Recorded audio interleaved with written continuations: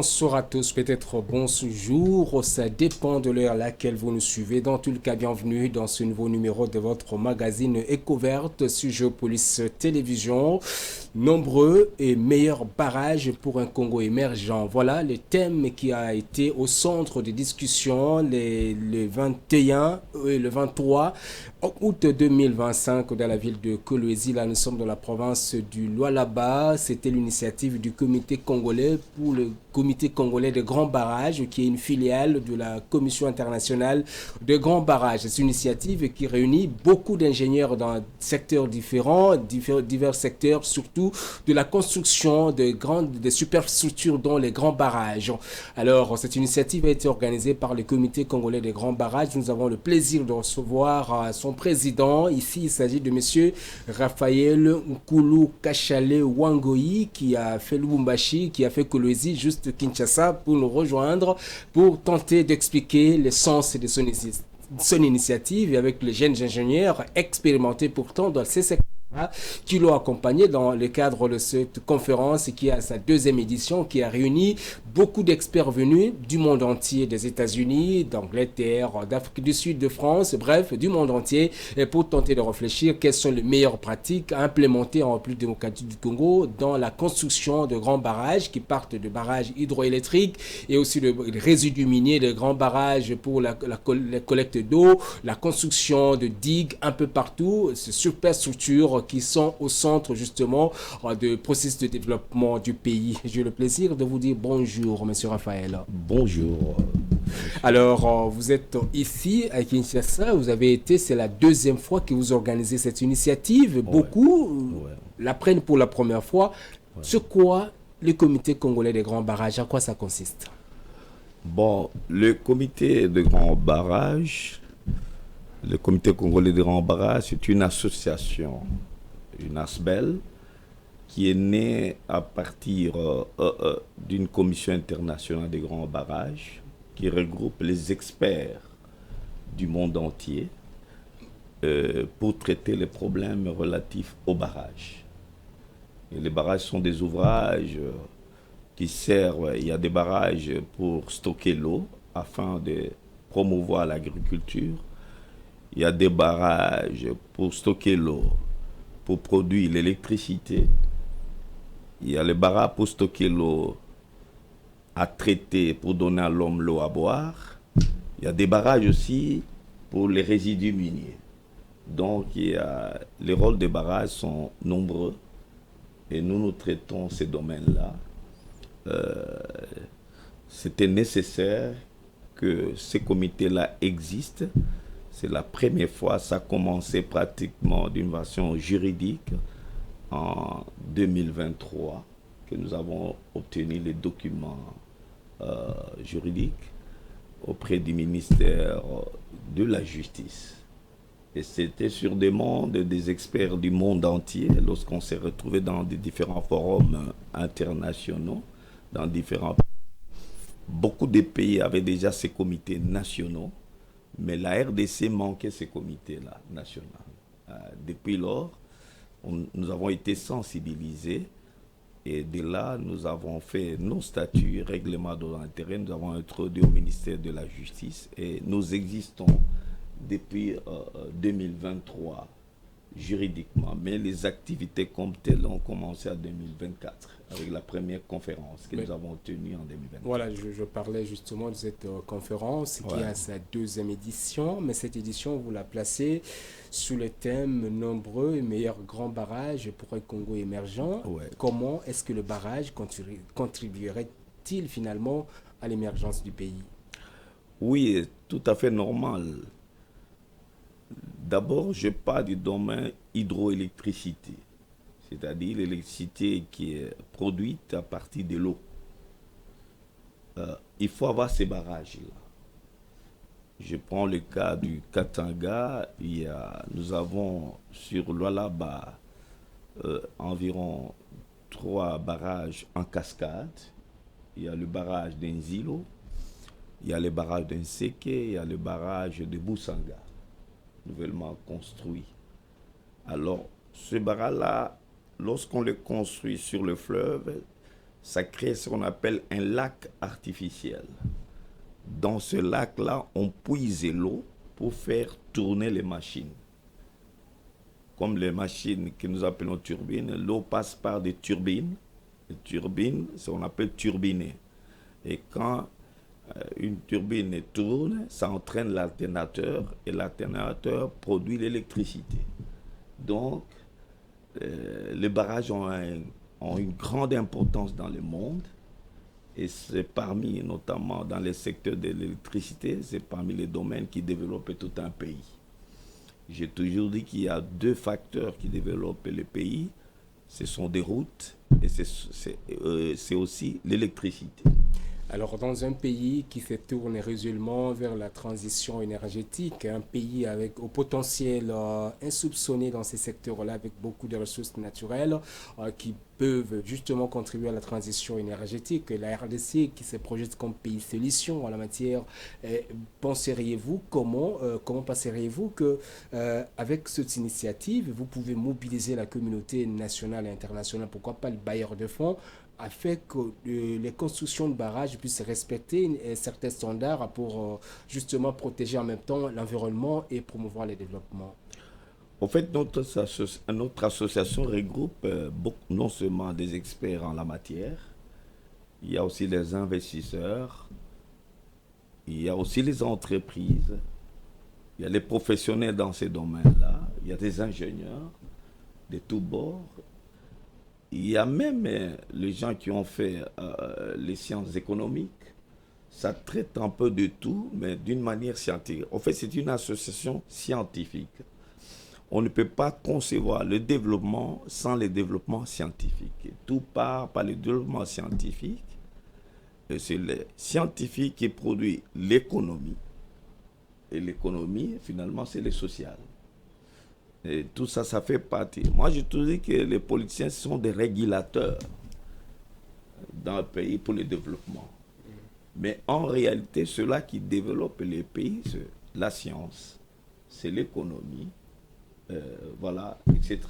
Voilà, c'est cette science-là dont on va parler tout de suite là avec ce documentaire que nous vous proposons, consacré spécialement sur cette grande conférence qui a réuni, je rappelle encore, beaucoup d'experts venus du monde entier. Ils ont réfléchi, ils ont reformulé des recommandations, par exemple en prenant en compte le bulletin technique 194 qui étale un certain nombre de réglementations, un certain nombre de technicités qui ont été développées dans ces secteurs-là de construction des grands barrages. Et on se retrouve juste après. C'est un document d'au moins 30 minutes qui nous permet justement de donner une idée de comment est-ce que cette conférence a eu lieu dans la ville de Kolwezi. D'accord.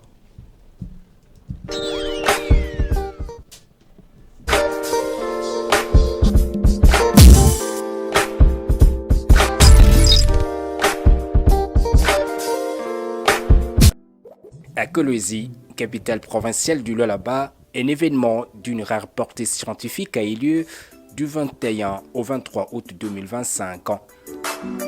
Il s'agit de la 2e édition de la conférence annuelle du Comité congolais de grands barrages, représentant national de la Commission internationale de grands barrages. 3 jours durant, ces experts du domaine venus de 4 coins du monde ont cristallisé leurs réflexions sur le meilleur pratique lié à la conception de grands barrages.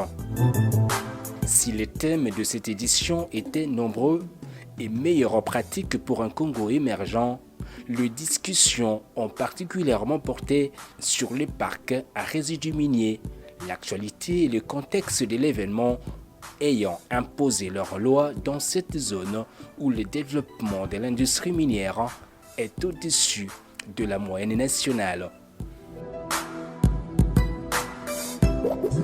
Porté par le comité Raphaël Nkulu-Kachale, composé pour la plupart des cas de jeunes et chevronnés ingénieurs impliqués dans la gestion de parcs à résidus miniers, le fameux TCF en diverses capacités. L'initiative voudra jeter le jalon pour l'émergence à grande échelle de grands barrages conformément aux derniers standards du domaine afin de propulser l'émergence de la République démocratique du Congo, la thématique de la conférence disant long sur les ambitions de cette organisation. Pour ce faire, plusieurs intervenants ont exposé 2 jours durant sur des thématiques aussi variées qu'originales en vue d'édifier la communauté sur les meilleures pratiques à intégrer lors de la conception, du financement, de la construction, de la gestion, de la gouvernance et de la fermeture de grands barrages dont ceux faisant partie de parcs à résidus miniers. Au fait que le CCB est un cadre technico-scientifique dans lequel différents experts, chercheurs, enseignants, personnels scientifiques, décideurs politiques, investisseurs, représentants des opérateurs miniers et ceux d'organisations internationales vont pouvoir s'exprimer et trouver des solutions aux problèmes relatifs aux barrages, relatifs aux centrales hydroélectriques et aux problèmes relatifs aux résidus miniers. Pour cet expert international, Boridel, venu expressément des États-Unis pour la circonstance, le défi lié à la conception, au financement, à la gestion et à la fermeture de parcs à résidus miniers sont énormes, d'où l'importance de la Commission internationale de grands barrages qui met à la disposition des comités nationaux les résultats des dernières recherches pour l'amélioration de meilleures pratiques en la matière. Le Congo est connu pour ses abondantes ressources minérales et son potentiel hydroélectrique. Il est très important de partager la connaissance qui va permettre de développer ces potentiels, mais aussi de bénéficier de connaissances qui vont nous permettre d'exploiter nos ressources de manière durable. Le bulletin technique 194 est un bulletin très élaboré qui couvre plusieurs aspects qui sont liés à la gestion des résidus miniers, les aspects liés à la conception, les aspects liés à l'exploitation ainsi qu'à la fermeture. Mais il est très important de prendre cela en considération dès maintenant. Au niveau du sous-comité technique du CCGB, la promotion de l'excellence pour rationaliser la gestion des grands barrages en RDC est le cheval de bataille de l'organisation. Lors de cette conférence, il a été aussi présenté le projet d'élaboration de directives pour une gestion responsable et en toute sécurité de parcs à résidus miniers en République démocratique du Congo. Et pour ce faire, c'est Élisée Kavula-Ngoyi et Hervé Kundolo Wakitambo, respectivement président du sous-comité sur le secteur minier et vice-président du CCGB, qui s'en étaient chargés. Dans leur présentation, ils ont eu à rappeler que les sous-comités sur le secteur minier affiliés au comité L sur les résidus miniers est conscient du fait qu'une gestion responsable et en toute sécurité de résidus miniers passant par des barrages sûrs, performants et respectueux de l'environnement est un enjeu de grande envergure et à fort impact pour une exploitation minière responsable et durable. De ce fait, le sous-comité s'est embarqué dans le projet d'élaboration de directives pour une gestion responsable et en toute sécurité de parcs à résidus miniers en RDC en se basant sur les règlements miniers et les différents bulletins techniques de la CIGB sur la gestion des résidus miniers. L'objectif étant d'indiquer la procédure de conformité vis-à-vis de la réglementation congolaise en matière de gestion des résidus miniers tout en s'inspirant de bonnes pratiques impliquées dans la documentation des CIGB. Pour la deuxième édition de cette conférence annuelle, le CCGB a dû bénéficier de l'appui des entreprises minières telles que MMG, Kinsevere comme partenaire à bronze, de Kamoto Comper Company, KCC comme partenaire des visites de son parc à résidus miniers et de Tech Forum Mining comme partenaire Gold. Dans cette présentation magistrale, Ariane Bakwene, surintendante TCF au sein de MMG Kinsevere, a édifié l'assistance sur les prouesses de cette société dans ce domaine de sécurité de parcs à résidus miniers, avec une capacité productrice du cuivre évaluée à ce jour à 80 000 tonnes par an, après un investissement de plus de 600 millions de dollars américains.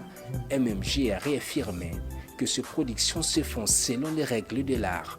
Notre stratégie repose sur 3 piliers fondamentaux qui sont le respect strict des normes internationales, une relation solide avec les parties prenantes, mais aussi et surtout une ambition de croissance qui est portée sur le respect et la responsabilité. Et cette ambition, nous l'avons ici en RDC, nous l'accomplissons avec responsabilité, respect et équité.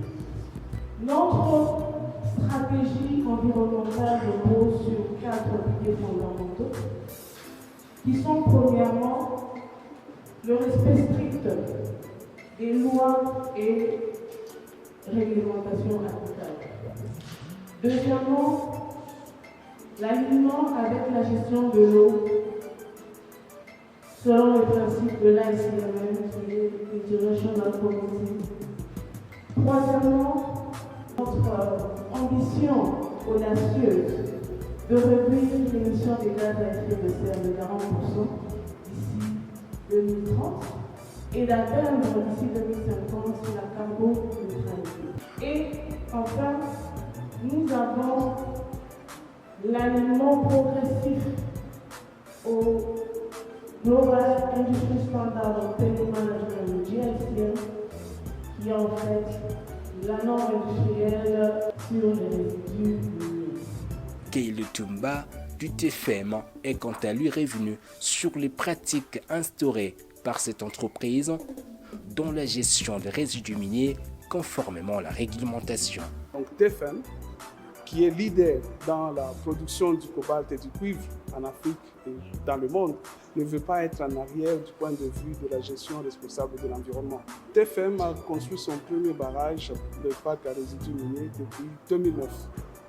Et depuis 2009, nous sommes en train de suivre des standards qui sont reconnus mondialement. Et actuellement, il y a un standard qu'on appelle GSTM, sur lequel TFM est en train de se baser pour continuer à produire en toute responsabilité du point de vue environnemental, social. Et c'est dans ce cadre-là, pour que cette action, parce qu'on ne sait pas se contenter de ce que nous faisons déjà, nous voulons apprendre des choses nouvelles, ce que nous allons implémenter au sein de notre entreprise pour continuer dans cette lancée d'une entreprise responsable de son environnement. C'est ainsi que TFM a participé, non seulement TFM a envoyé ici comme participant, mais TFM aussi a sponsorisé le comité congolais des grands barrages pour que cette conférence puisse avoir lieu. Prenant la parole pour la circonstance, Corneille Kavoula, surintendant à Metalcol, s'est employé quant à lui à présenter les avantages et les défis liés à l'utilisation de l'hydroxyclone dans la gestion des résidus miniers comme se pratiquait dans son entreprise. Nos opérations représentent un cas pratique de réhabilitation parce que, comme vous le savez, nous sommes en train de réexploiter les anciens rejets de la GECAMINE. Nous avons Kinamiambo qui est un ancien parc à résidus miniers et nous avons Msonoï qui est une rivière. Alors nous sommes en train de retraiter ces rejets-là. Alors notre ouvrage, en parlant du parc à résidus, notre ouvrage est surveillé et géré 24 heures sur 24 et 7 jours sur 7 par une équipe pluridisciplinaire dirigée par moi-même. Notre équipe a accès à un soutien technique indépendant en permanence et le cas le plus pratique, c'est que nous avons eu à inviter le comité congolais du grand barrage sur les sites pour donner des formations sur le manuel d'opération de nos ouvrages. Nous avons un ingénieur désigné qui fait la revue trimestrielle des opérations et nous avons un comité indépendant qui revoit nos opérations annuellement et établit un rapport formel annuel, mais aussi nous avons fait une simulation des ruptures dont les potentielles cartes ont été utilisées pour l'élaboration d'un plan de préparation et de réponse aux situations d'urgence en collaboration avec nos départements des sociales et de l'environnement. Et ce plan a été mis à la disposition de communautés qui vivent autour de nos exploitations. Bien sûr, tout au début, je viens de vous parler de ce que nous faisons comme opération. C'est les opérations que nous faisons déjà, c'est dans le cadre de réhabilitation. Parce qu'on est en train d'enlever les anciens rejets déposés dans la rivière afin de remettre la rivière dans l'écosystème. On est en train aussi actuellement d'opérer en ayant la clôture et la réhabilitation de l'ouvrage dans la tête. Pratique que nous faisons actuellement, c'est que nous sommes en train de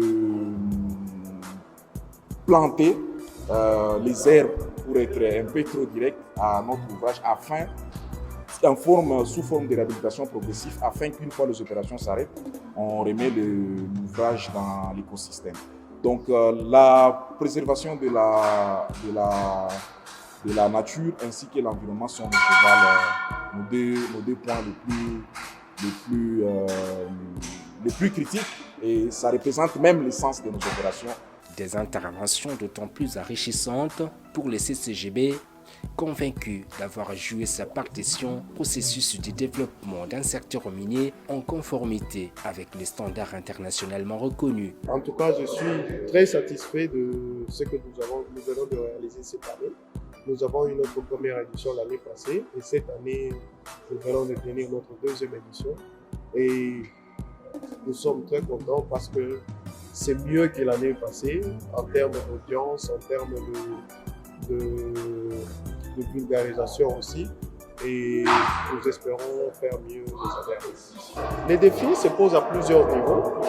Le premier niveau est celui d'un défi technique en termes de renforcer les capacités des acteurs congolais qui sont impliqués dans la gestion du minier. C'est un domaine qui est dominé par l'expertise étrangère. C'est une combinaison de tout ça, la législation et la formation, et aussi, je vais ajouter un détail très important, l'intérêt de nous Congolais à ce domaine. Donc, nous devons nous intéresser à ce domaine qui est très important et nous devons aussi nous ouvrir à ce domaine, à faire en sorte que nous puissions prendre une part active en termes de nous approprier cette connaissance qui est très importante. En termes de législation, pour ce qui concerne les résidus miniers, le défi majeur est le fait que nous n'avons pas encore incorporé les leçons qui ont été apprises des récentes catastrophes qui ont été enregistrées au niveau des parcs du minier ici, au Canada et ailleurs au monde.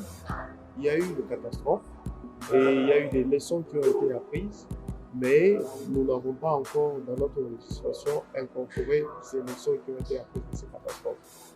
Et c'est ça le défi majeur auquel nous faisons face à nous. Notre message concerne toutes ces personnes qui sont liées à ce domaine à n'importe quelle capacité. Régulateurs, constructeurs, consultants, entrepreneurs. Nous avons besoin de tout ce monde-là pour évoluer ensemble et essayer de relever les défis de la gestion des ressources hydrauliques et hydroélectriques, mais aussi des ressources minérales dans les pays démocratiques. Affilié à la Commission internationale de grands barrages, une organisation fondée en 1928 ayant son siège à Paris en France, le Comité congolais des grands barrages fait partie de plus de 100 comités nationaux que compte le CGB. Cette organisation non gouvernementale a pour objectif de faire avancer l'art et la science de l'ingénierie de barrage, promeut la sécurité, l'efficacité, l'économie et la gestion durable de ressources en eau et en énergie hydroélectrique par l'échange de connaissances et la fixation de normes et de bonnes pratiques en la matière. Et grâce aux normes qu'elle édicte, la CGB entend promouvoir des règles garantissant la sécurité, l'optimisation du coût et la protection de l'environnement.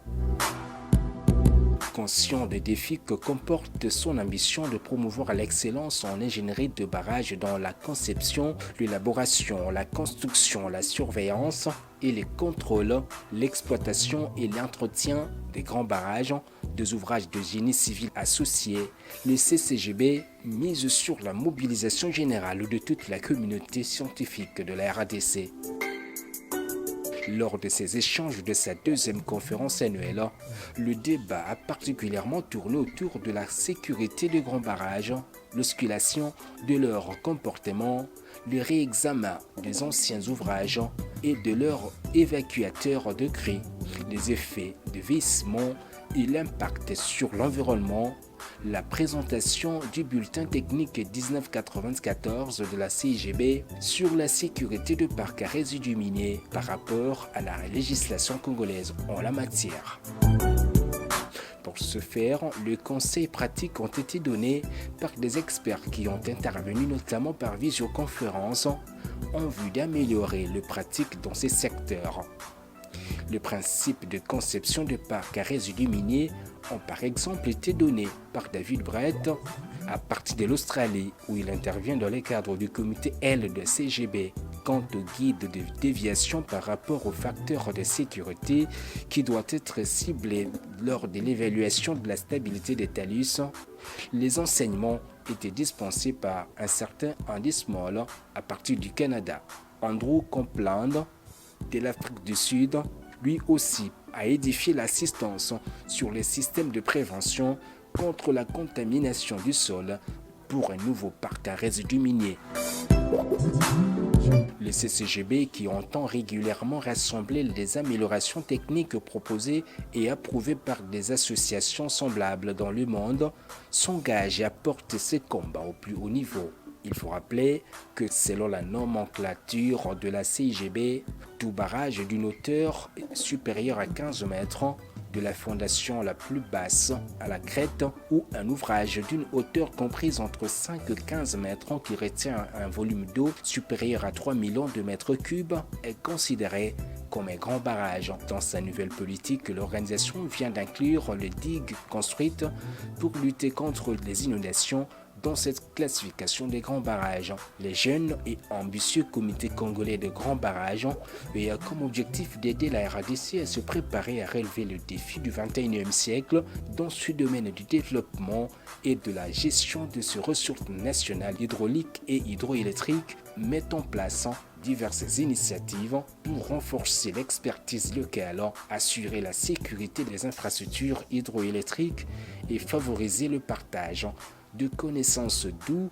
l'essence de cette conférence qui entend devenir le cadre de référence pour des réflexions de haute portée scientifique en la matière en vue d'améliorer les pratiques du secteur. La RDC, comme vous le savez, c'est un grand pays territorialement parsemé de beaucoup de cours d'eau et égorgeant divers minéraux. Malgré son retard dans des compétitions scientifiques, va pouvoir désormais se faire entendre dans le monde des scientifiques, du donner et du recevoir. Cette conférence, qui a commencé par la visite du barrage hydroélectrique d'Enzilo, s'est terminée par la visite du parc à résidus miniers de KCC, question de toucher tous les aspects de la thématique des gestions quotidiennes du comité congolais de grands barrages, composé de 5 personnes, dont Raphaël Nkulu Kachale Wangoyi, président, Hervé Kundolo Kitambo, vice-président, Piroger Inganda, secrétaire général, Gabi Alala, secrétaire général adjoint et trésorier, Élisée Kavoula, secrétaire technique. Ils font tous partie aussi de la commission exécutive de l'association. Très ambitieux, le comité congolais de grands barrages s'engage à faire mieux lors de la prochaine édition, dont les lieux restent à définir, en tout cas de l'année prochaine.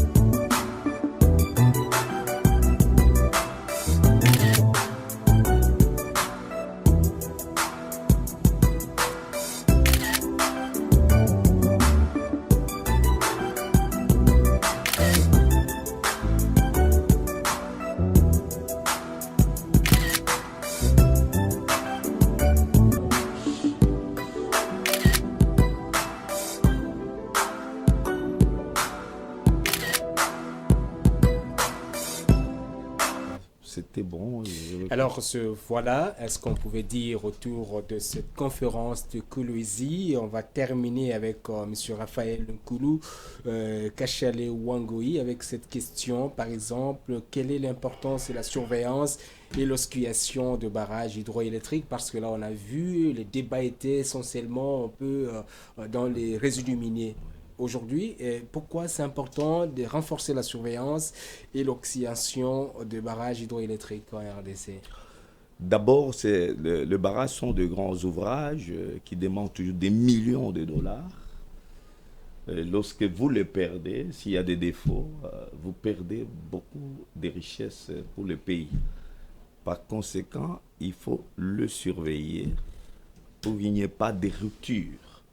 Et quand il y a des ruptures, il y a des conséquences fâcheuses sur des populations entières qui peuvent être emportées, c'est-à-dire les eaux. Quand il y a une rupture, par exemple, d'un barrage, toute cette quantité d'eau, des masses d'eau importantes, ça ravage des populations, des villages entiers sont consumés. Des biens du pays, des populations sont entraînées, l'environnement est touché. Ce sont des catastrophes qui arrivent dans le monde et quand ça arrive, tout le monde en parle. Par conséquent, il faut qu'il y ait la surveillance. Pour relever les défauts, il faut les suivre. Et ces domaines se développent non seulement par les inspections visuelles des gens qui travaillent pour surveiller les défauts des barrages, il y a maintenant l'instrumentation moderne qui continue à pousser. Il faut être en contact avec cette instrumentation.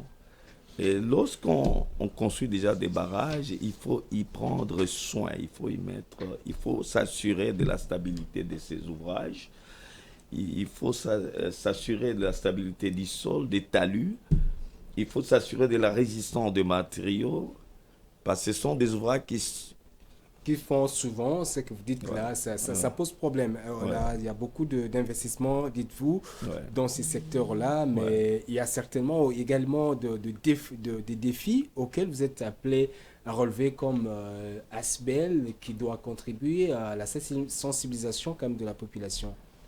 Oui, nous sommes déjà sur ce terrain-là, en faisant une vulgarisation de notre existence, en touchant les différentes sociétés, les différentes corporations qui peuvent nous venir en aide dans chaque fois, parce que nous sommes décidés chaque année de faire des grandes conférences pour que cette association soit connue et qu'il y ait beaucoup d'experts qui viennent de faire face à ces nombreux problèmes que nous rencontrons dans le domaine des barrages. Ouais, je crois que quand on était à Kolwezi, je crois quelqu'un m'a approché dans le couloir, on dit vous prétendez être l'organisation nationale, mais finalement, par moment, vous êtes cristallisé, un peu concentré seulement dans la zone du Katanga. Est-ce qu'il y a une explication objective à ça?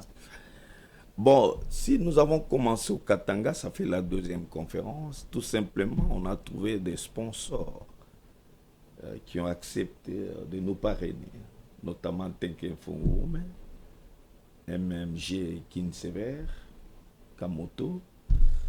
Mais nous comptons réaliser toutes ces conférences dans divers endroits de la RDC. Notamment, nous comptons aborder des grandes sociétés qui utilisent le barrage, notamment la SNEL. Il y a aussi l'Agence pour le développement et la promotion du développement du Grand Inga. Il y a aussi ANSER. Pour l'électricité. Nous allons aborder toutes ces corporations-là pour qu'ils soient des sponsors, des partenaires. Et chaque fois qu'ils vont nous sponsoriser, avec eux, nous déciderons des endroits à pratiquer toutes ces conférences-là. Voilà ce qui nous a La deuxième raison, excusez-moi, permettez-moi rapidement, parce il n'y a pas qu'un problème de sponsors. Il fallait être dans un lieu, là on trouve aussi des miniers. Parce qu'il fallait visiter quelques sites miniers, là où il y a aussi des barrages hydroélectriques, notamment Zil. On sait que toutes ces raisons-là ont fait que Kolwezi était bien approprié pour cette deuxième conférence. Voilà ce qui m'amène à poser la dernière question. Aujourd'hui, vous avez suivi le documentaire vers la fin. On a laissé les gens un peu en suspense. On ne sait pas exactement la deuxième édition se tient où et pourquoi. Dès que nous avons terminé la deuxième conférence, nous avons dit il faut répéter la même expérience toujours à Kolwezi. C'est là où nous tenons, parce qu'on n'a pas encore finalisé. Kolwezi, c'est un milieu bien approprié, comme je venais de le dire, parce qu'il y a beaucoup de miniers à ces endroits. On l'avait dit, est-ce qu'aujourd'hui, on n'a pas encore de date, on ne sait pas exactement quand ça sera au mois d'août. Je crois d'ici peu de temps, on va déterminer le thème que je connais déjà, mais il faut que ça soit validé par tous les membres, notamment la construction des barrages, un défi à relever en RDC. Ce que je compte proposer à l'Assemblée. Dès que ça passe, voilà le thème qui aura lieu l'année prochaine 2026, au mois d'août, toujours à Kolwezi. Merci beaucoup Raphaël Nkoulou Kachale Wangoyi, président du comité congolais des grands barrages, et cette organisation non gouvernementale, cette association sans but lucratif et qui milite pour la construction de barrages sécurisés, respectueux de l'environnement dans un pays qui se veut champion plutôt de la protection de l'environnement et de l'écosystème de la République démocratique du Congo, semble-t-il, pays solution. Merci beaucoup à toute l'équipe technique qui m'a aidé à vous présenter cette émission. La liste est tellement longue que je ne saurais pas peut-être dire, mais pour l'essentiel, j'avais Eli Kabea pour la caméra, Serge Kaniki pour la régie, Croyance Sansa qui était là pour la réalisation, Alice Pemba et qui coordonne les programmes, également Beni Ifombo et Stani Tamba qui était là, qui était là plutôt pour la réalisation. C'est lui l'auteur de ces images que vous avez suivies, les belles images de Kolwezi, la réalisation de cet élément. Merci à William Albert Kalengaï pour la coordination générale. Merci encore une fois au comité congolais des grands barrages et pour avoir facilité la réalisation de ce document. On se retrouve à très bientôt et pour vous lire aussi ce document sur notre magazine qui va paraître la semaine prochaine, magazine Géopolis Magazine, où nous écrivons, on est revenu sur les grands actes, les grandes lignes de cette conférence de 3 jours qui a eu lieu dans la ville de Kolwezi. Là, nous sommes dans la province de Lualaba. À très bientôt. Merci.